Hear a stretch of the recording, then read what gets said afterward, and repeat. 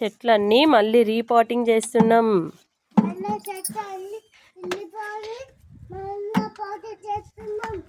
కొత్తగా మళ్ళీ పెడుతున్నాం చెట్లు.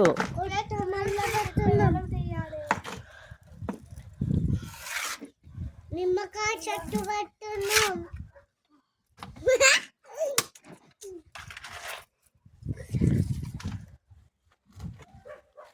తినాలమ్మా.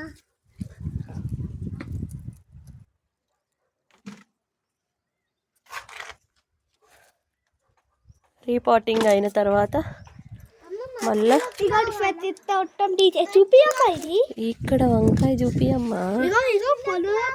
ఇట్లా పెట్టలేదు.